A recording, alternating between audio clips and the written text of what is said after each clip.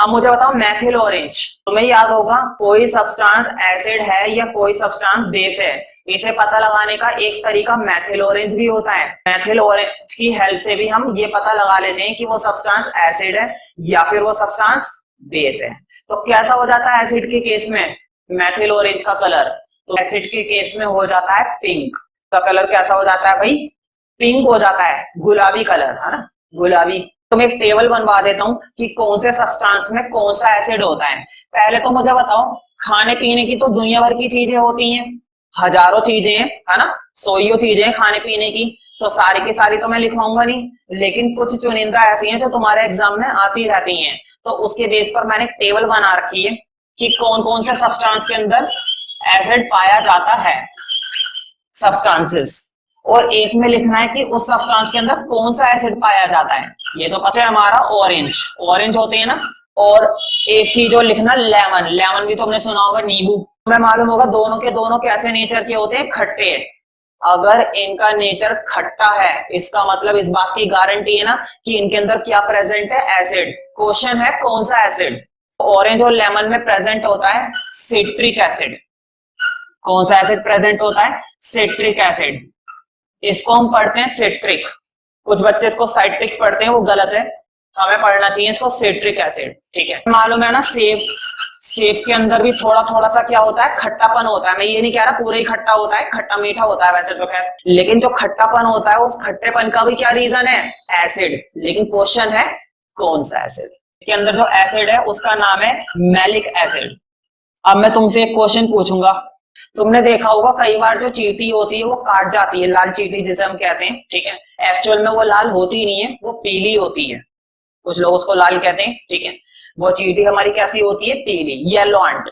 तो जब वो काटती है तो काटने के बाद कुछ देर तक ईचिंग होती रहती है, खुजली होती रहती है, और कुछ समय के अंदर अंदर वहां पर काफी मोटा हो जाता है। मच्छर भी यही काम करता है ना। और अगर बड़ी जो हनी बी होती है, मधुमक्खी जिसे हम कहते हैं हिंदी में, अगर वो काट ले तो उसके काटने की वजह से कुछ ज्यादा ही फैल जाता है ना।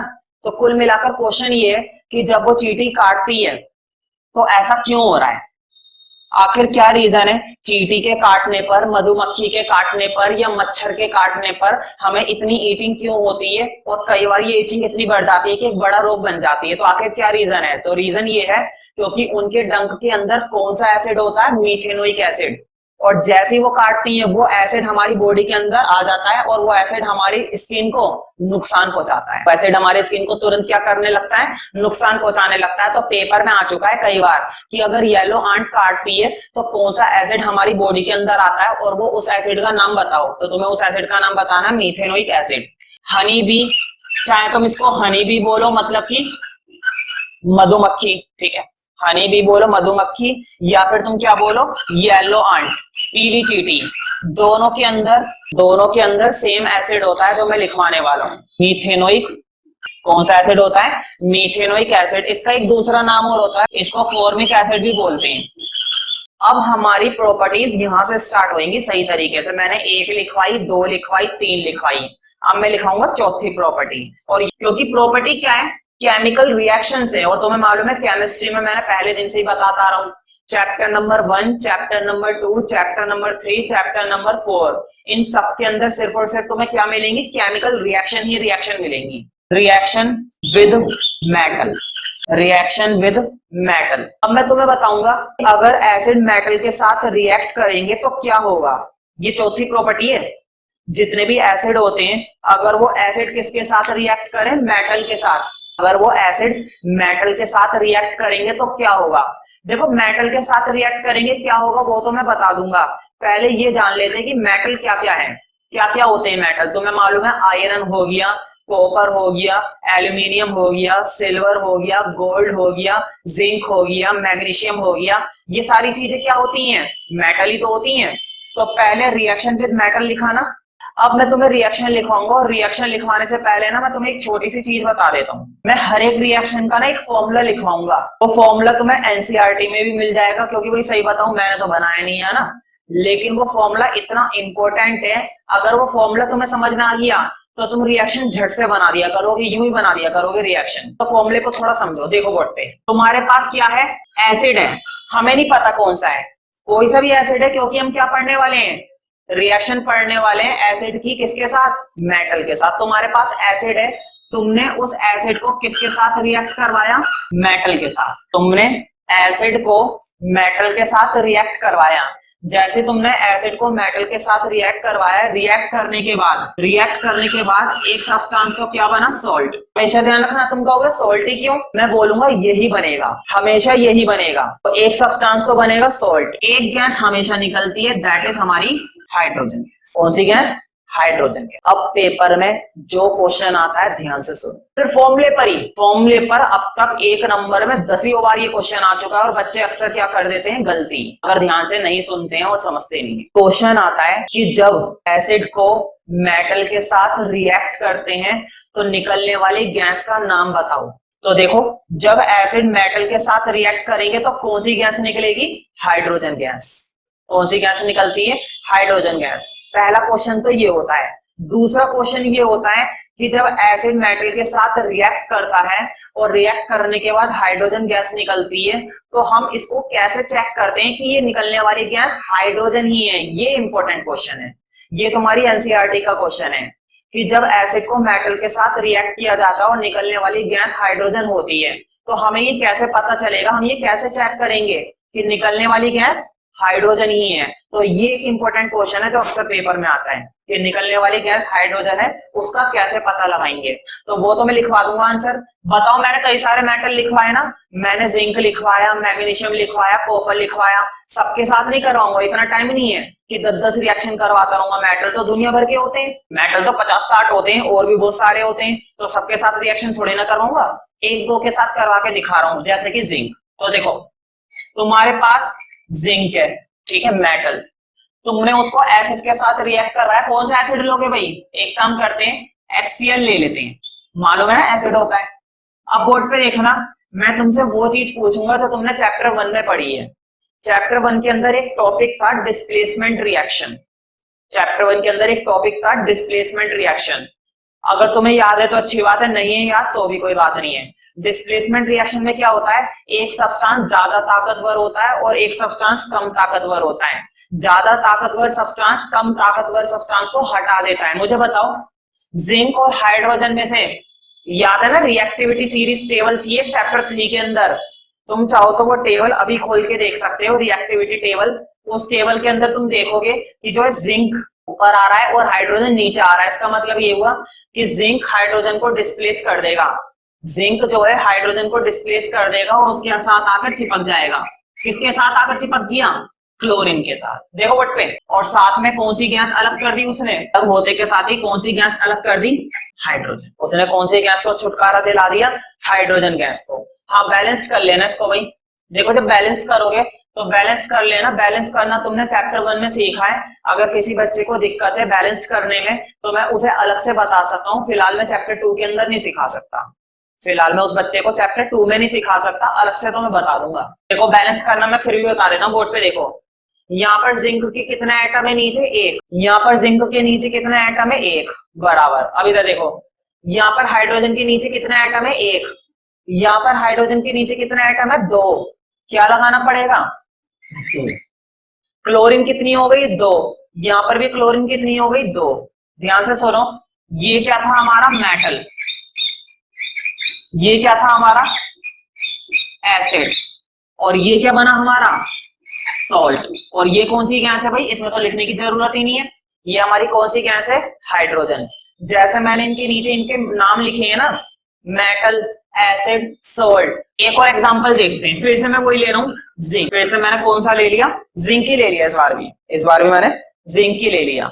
हाँ, लेकिन एसिड बदल लेते हैं, क्योंकि अगर एसिड भी वही लेंगे तो फिर तो रिएक्शन ही सेम हो जाएगी। इस बार मैंने एसिड ले लिया, क्या बोलते हैं इसको, सल्फ्यूरिक एसिड। कौन सा एसिड होता है ये, सल्फ्यूरिक एसिड। ये बात मैंने बताई थी। और सिंबल के हिसाब से बोलते हैं हाइड्रोजन सल्फेट। सिंबल के हिसाब से इसको क्या बोला जाता है, हाइड्रोजन सल्फेट बोला जाता है। ये एक स्ट्रॉन्ग एसिड है, इस बात का ध्यान रखना। जिंक फिर ताकतवर है और हाइड्रोजन फिर उसके सामने घुटने टेक देगा। तो जिंक ने फिर हाइड्रोजन को हटाया और सल्फेट के साथ आकर चिपक गया।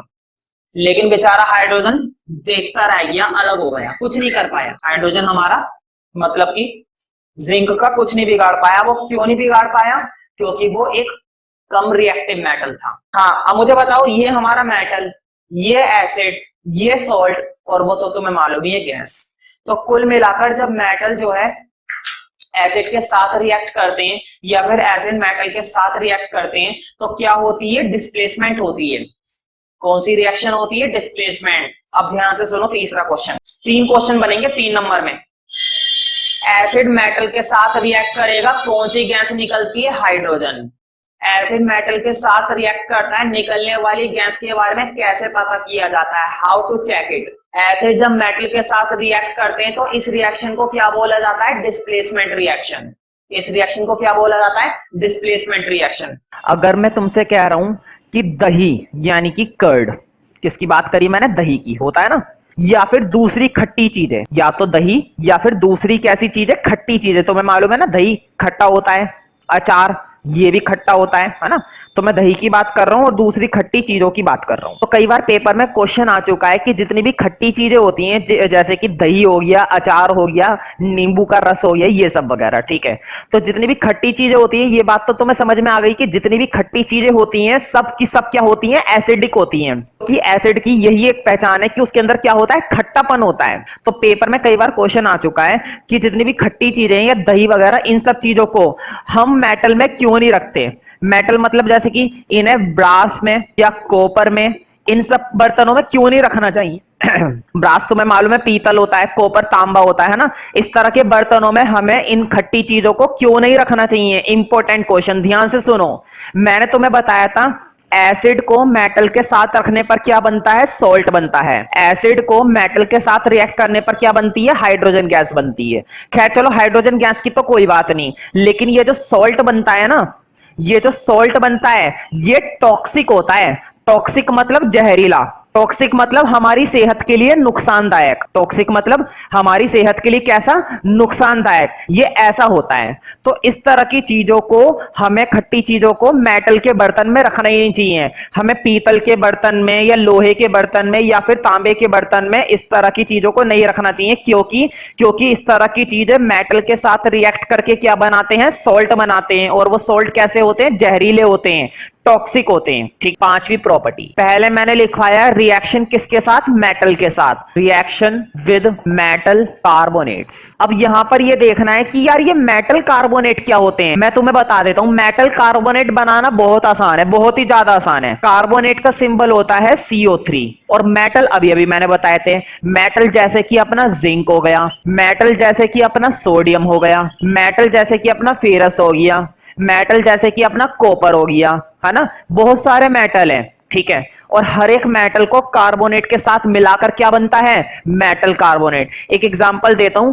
कैल्शियम कार्बोनेट यानी कि CaCO3। CaCO3 क्या बोलेंगे? Ca क्या होता है? कैल्शियम मतलब मेटल, और कार्बोनेट CO3 यानी कि कार्बोनेट, तो क्या बन गया? Metal carbonate. ऐसे बहुत सारे बनाए जा सकते हैं और सबके साथ एसिड क्या करता है? रिएक्ट करता है। हर एक मेटल कार्बोनेट के साथ एसिड क्या करता है? रिएक्ट करता है। लेकिन सारे के सारे मेटल कार्बोनेट हमें नहीं पढ़ने हैं, ठीक है। एक तो रिएक्शन लिखेंगे जो तुम्हारी एनसीईआरटी के अंदर है और जो तुम्हारे एग्जामिनेशन में कई बार अब तक पूछी जा चुकी है। मैं तुम्हें फॉर्मूला बताऊंगा। देखो, सारे की सारी प्रॉपर्टीज पर फॉर्मूला चलता है। पहले भी मैंने प्रॉपर्टी के लिए फॉर्मूला लिखवाया था कि मेटल एसिड के साथ रिएक्ट करके क्या बनाता है? सॉल्ट और हाइड्रोजन गैस। अब भी देखो, अब हमारे पास क्या है? अब हमारे पास फिर से क्या है? एसिड है। लेकिन इस बार एसिड किसके साथ रिएक्ट कर रहा है? इस बार एसिड रिएक्ट कर रहा है मेटल कार्बोनेट के साथ। किसके साथ रिएक्ट कर रहा है भाई? मेटल कार्बोनेट के साथ। और रिएक्ट करने के बाद 3 चीजें बनाएगा। एक तो पहले वाले की तरह, पहले वाले रिएक्शन में क्या बना रहा था? सॉल्ट बना रहा था, अब भी सॉल्ट बनेगा। बनने वाली चीज एक क्या है अपनी? सॉल्ट है। प्लस 2 चीजें और प्रोड्यूस करेगा। नंबर 2 इज वाटर, पानी के बिना तो भाई गुजारा नहीं है, ठीक है। और एक गैस रिलीज करेगा, एक गैस हमेशा रिलीज करेगा। कौन सी गैस है भाई? वो कार्बन डाइऑक्साइड। अब दिमाग में बिठा लो कि जब भी एसिड मेटल कार्बोनेट के साथ रिएक्ट करता है तो बनने वाले 3 कंपोनेंट कौन कौन से होते हैं? एक तो अपना बनता है सॉल्ट, एक बनता है वाटर और एक बनता है CO2।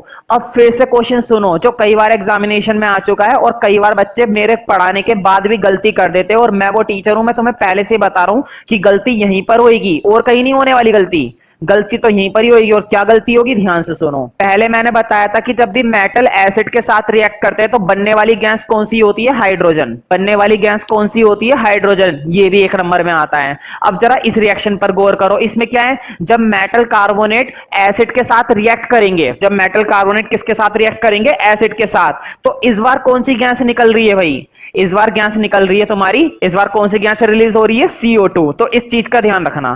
तो देखो बहुत सारे होते हैं मेटल कार्बोनेट। पहले ले लेते हैं कैल्शियम कार्बोनेट। देखो कैल्शियम कार्बोनेट, एसिड कौन सा लोगे, एक काम करते हैं अपना वही पुराना स्ट्रॉन्ग एसिड ले लेते हैं, क्या, HCl। हाँ देखो सबसे पहले तो बनेगा सोल्ट। तो देखो यहां पर जो सोल्ट बनता है वो बनता है कैल्शियम क्लोराइड। ये एक तरीके का सोल्ट होता है। तुमने सुना होगा कि सोल्ट तो केवल सोडियम क्लोराइड होता है जिसे हम खाने में इस्तेमाल करते हैं, नहीं, खाने लायक सोल्ट तो वही होता है, बाकी सारे के सारे सोल्ट टॉक्सिक होते हैं।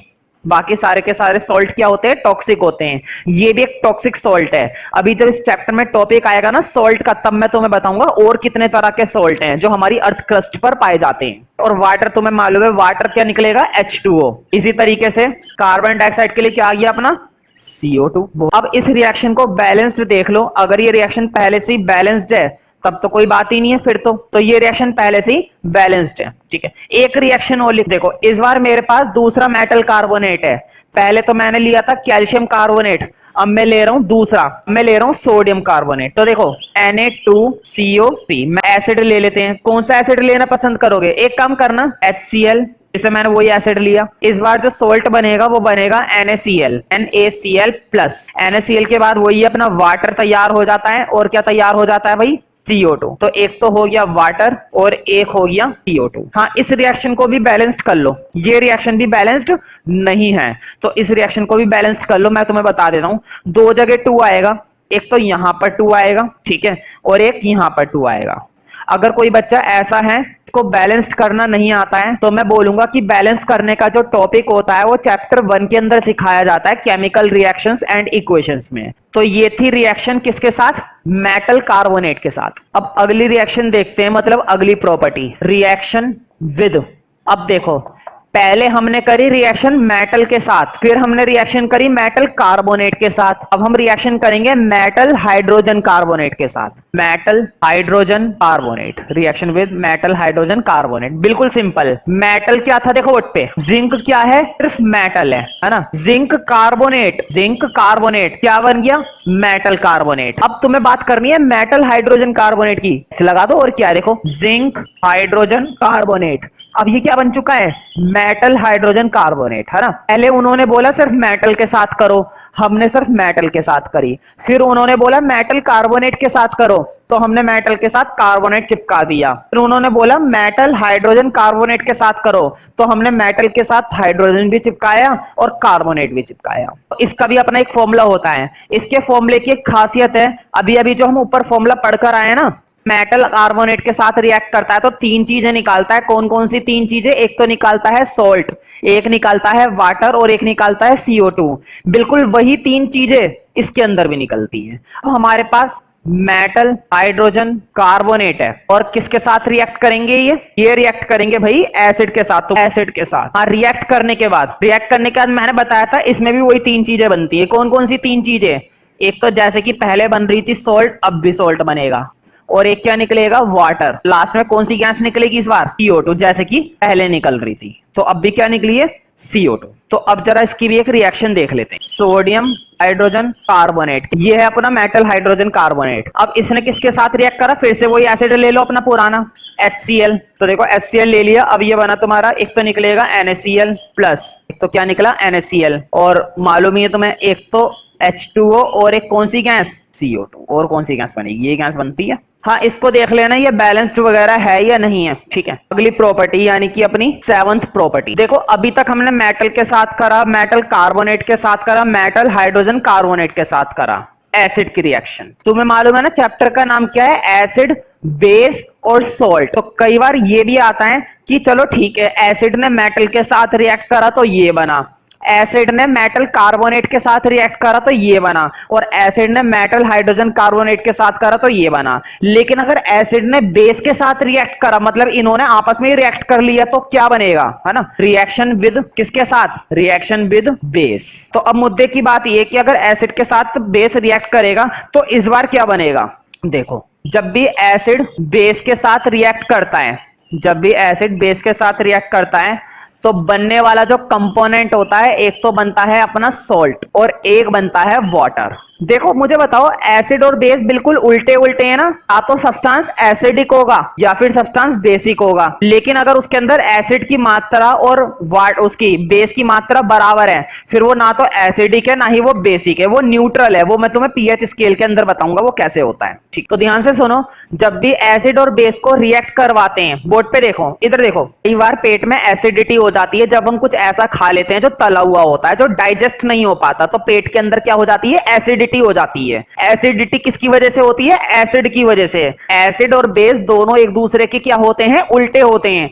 एसिड बेस को न्यूट्रलाइज कर देता है और बेस एसिड को न्यूट्रलाइज कर देता है। हाँ, एसिड और बेस की कहानी ना अभी और आगे आएगी, इसलिए मैं थोड़ा सा इंट्रोडक्शन दे रहा हूं पहले से ही। अभी मैं इतना कुछ बताना नहीं चाहता, थोड़ी सी जरूरत पड़ गई बताने की, क्योंकि इस रिएक्शन के लिए देखो, एसिड बेस को न्यूट्रलाइज करेगा, बेस एसिड को न्यूट्रलाइज करेगा। न्यूट्रलाइज का मतलब होता है इनके आयंस को खत्म करना। एसिड बेस के आयन को खत्म करने की कोशिश करता है और बेस एसिड के आयन को खत्म करने की कोशिश करता है। मतलब ये एक दूसरे को क्या करने की कोशिश करते हैं, neutralise. That is why this reaction is known as neutralisation reaction. इसलिए इस रिएक्शन को क्या बोला जाता है, न्यूट्रलाइजेशन रिएक्शन। तो पेपर में आ चुका है, what do you mean by neutralisation reaction. तो तुम्हें बताना है, the reaction between acid and base in order to produce salt and water. Acid और बेस के बीच में होने वाली रिएक्शन जो सॉल्ट और वाटर प्रोड्यूस करते हैं, this reaction is known as neutralisation. तो जो एसिड और बेस के बीच में रिएक्शन होती है, उसी रिएक्शन को हम क्या बोलते हैं,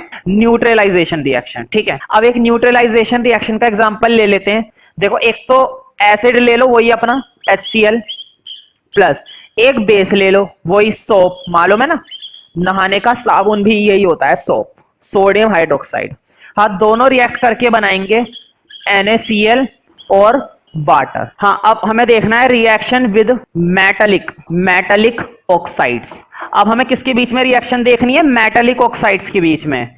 तुम सोच रहे पहले आया मेटल, फिर आया मेटल कार्बोनेट, फिर आया मेटल हाइड्रोजन कार्बोनेट, अब आ गया मेटालिक ऑक्साइड। ऐसे तो कुछ भी दे देंगे, बिल्कुल कुछ भी दे देंगे। मैंने पहले बताया था, साइंस बहुत ही डेवलप्ड, एजुकेशन की सबसे ज्यादा डेवलप्ड और सबसे ज्यादा डिस्क्रिप्टिव फील्ड है साइंस। ठीक है, और इसकी ये तीनों ब्रांच है, केमिस्ट्री, बायो और फिजिक्स।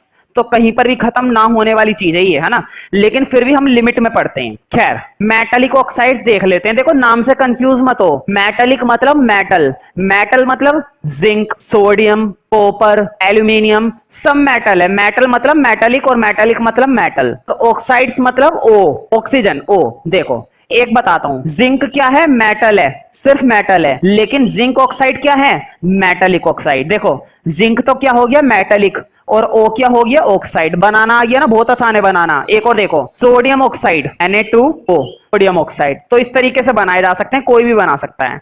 तो मेटालिक ऑक्साइड्स जो होते हैं, उनके साथ एसिड कैसे रिएक्ट करता है, अब हमें वो रिएक्शंस देखनी है। जो मेटालिक ऑक्साइड्स होते हैं, उनकी रिएक्शन कैसे होती है एसिड के साथ, या एसिड उनके साथ कैसे रिएक्ट करता है। ठीक है, तो मेटालिक ऑक्साइड्स भी क्या करते हैं, बिल्कुल मेटालिक ऑक्साइड्स भी दो चीजें बनाते हैं, सॉल्ट बनाते हैं और वाटर बनाते हैं।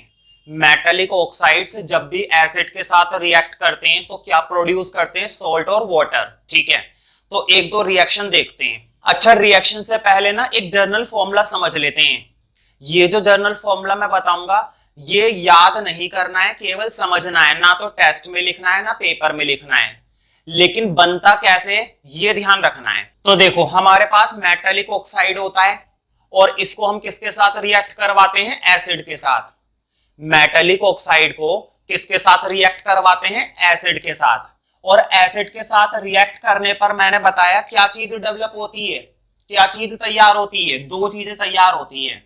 पहले नंबर पर हमको क्या मिल जाता है, सॉल्ट, और दूसरे नंबर पर हमको क्या मिल जाता है, वाटर। जब भी तुम मेटालिक ऑक्साइड को एसिड के साथ रिएक्ट करोगे तो दो कंपोनेंट मिलते हैं, नंबर 1 इज सॉल्ट और नंबर 2 इज वाटर। ठीक है, अब कुछ रिएक्शन देखते हैं। तो मेटालिक ऑक्साइड लेना है तो कुछ भी ले सकते हैं, मैंने एक दो एग्जांपल भी लिखवाए, calcium oxide, copper oxide, magnesium oxide, और भी बहुत सारे होते हैं, लेकिन फिलहाल वही दो एग्जांपल ले लेते हैं रिएक्शन के जो तुम्हारे नोट्स में लिखे हुए हैं।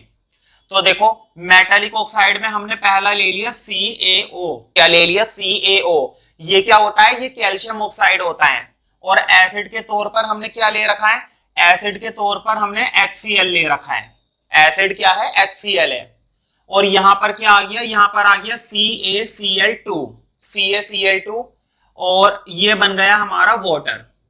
तो मैंने क्या बताया था? बोर्ड पे देखना, मैंने बताया था कि जब भी मेटालिक ऑक्साइड एसिड के साथ रिएक्ट करते हैं, जब भी मेटालिक ऑक्साइड एसिड के साथ रिएक्ट करते हैं तो दो चीजें बनती है, number 1 is salt and number 2 is water.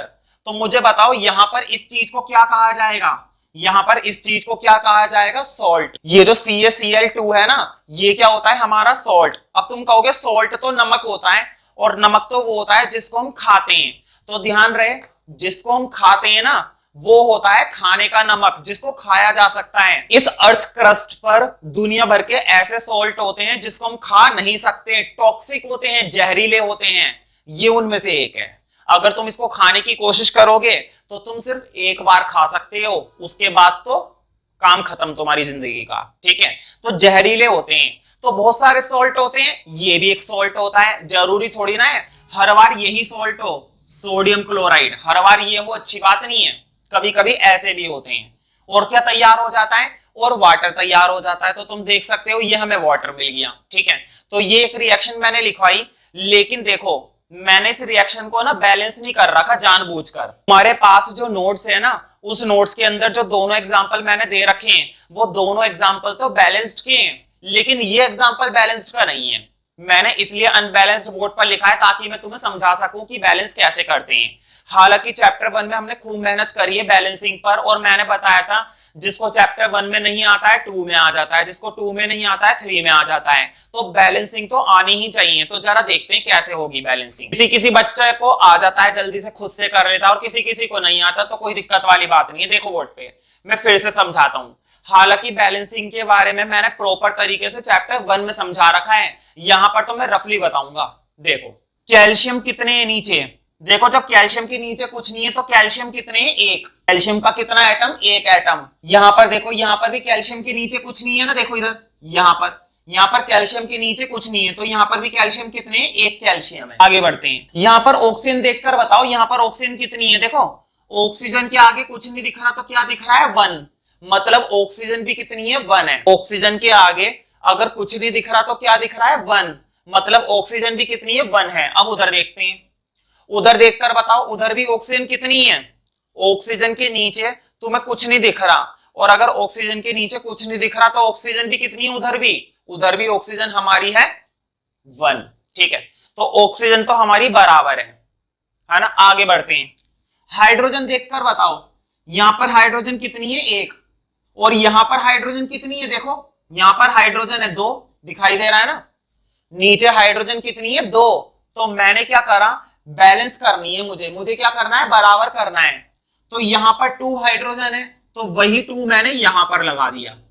समझ में आ गई ना बात? मैं फिर से रिपीट कर देता हूं। यहां पर हाइड्रोजन 1 थी और यहां पर हाइड्रोजन 2 थी, तो मैंने क्या करा? मैंने 2 से मल्टीप्लाई दे दी। ठीक है, अब आगे बढ़ते हैं। अब क्लोरीन की बारी देखो, यहां पर क्लोरीन कितनी है? देखो नीचे कुछ नहीं दिख रहा था ना, 1, लेकिन ध्यान रहे यहां पर आगे क्या लिखा हुआ है? 2 लिखा हुआ है। और मैंने तुम्हें बैलेंसिंग करना सिखाया था कि यहां पर जो 2 लिखा हुआ होता है ना, वो 2 सबका होता है, तो वो क्लोरीन का भी है। तो क्लोरीन भी 2 है। और यहां पर देखो, यहां पर क्लोरीन कितनी है? यहां पर भी क्लोरीन 2 है।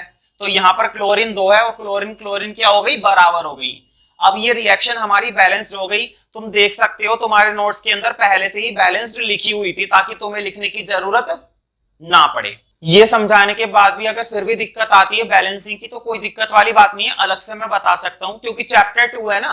चैप्टर 2 के अंदर हम ज्यादा बैलेंसिंग का डिस्कशन कर नहीं सकते हैं, क्योंकि बैलेंसिंग का डिस्कशन पूरी तरीके से चैप्टर 1 में ऑलरेडी हो चुका है। तो यहां पर करना टाइम वेस्ट करने वाली बात है। इसलिए किसी भी बच्चे को अगर दिक्कत होती है बैलेंसिंग की, तो वो मुझसे अलग से पूछ सकता है, और मैं कुछ वीडियो सजेस्ट कर दूंगा चैप्टर 1 की, वहां से तुम बैलेंसिंग का टॉपिक सीख सकते हो। फिलहाल एक एग्जांपल और देखते हैं। देखो नोट्स में तुम्हारे एक एग्जांपल और लिखा हुआ है, उसको भी समझ लेते हैं। उन्होंने कॉपर ऑक्साइड लिया है। देखो Cu का मतलब क्या होता है? Cu का मतलब होता है कॉपर, तो उन्होंने लिया है कॉपर ऑक्साइड। और एसिड कौन सा लिया है? एसिड फिर से वही ले लिया, HCl। और रिएक्ट करने के बाद मैंने बताया था दो चीजें बनती हैं, एक तो बनता है सॉल्ट और एक बनता है वाटर। तो देखो एक बना है कॉपर क्लोराइड और एक बना है वाटर। एक तो बना है कॉपर क्लोराइड, इसको हम क्या बोलते हैं? Copper chloride. देखो Cu का मतलब कॉपर और Cl2 का मतलब क्लोराइड, तो कॉपर क्लोराइड। तो कॉपर क्लोराइड हमारा क्या होता है? सॉल्ट होता है। क्या इसको खाया जा सकता है? नहीं, इसको भी नहीं खाया जा सकता। तो तुमने देखा होगा ये वाली रिएक्शन तो मैंने सीधा सीधा बैलेंस ही समझा दी है ना, मैंने इसको बैलेंस करके नहीं दिखाया, मैंने डायरेक्ट 2 लिख रखा है ना, नोट्स में से देखकर मैंने 2 लिख दिया। ठीक है, अब जरा हम नोट्स पर गौर कर लेते हैं। देखो सबसे पहले क्या लिखा हुआ है? फॉर्मूला लिखा हुआ है metallic oxide plus acid. Metallic oxide acid के साथ मिलता है तो क्या बनाता है? देखो एरो के बाद क्या लिखा हुआ है? एरो के बाद लिखा हुआ है सॉल्ट और वाटर, क्योंकि क्या बनाता है? सॉल्ट बनाता है और वाटर बनाता है। अब देखो पहला एग्जांपल क्या था? CaO, ये वही एग्जांपल है जो मैंने यहां पर समझाया था। और CuO ये दूसरा वही एग्जांपल है जो मैंने यहां पर समझाया था। ठीक है, तो देखो वहां पर बनने वाला सॉल्ट क्या है? पहली वाली रिएक्शन में सॉल्ट बन रहा है CaCl2 और दूसरी वाली रिएक्शन में क्या सॉल्ट बन रहा है? CuCl2। ठीक है, तो उम्मीद करता हूं ये तुम्हें अच्छे से समझ में आ गया होगा।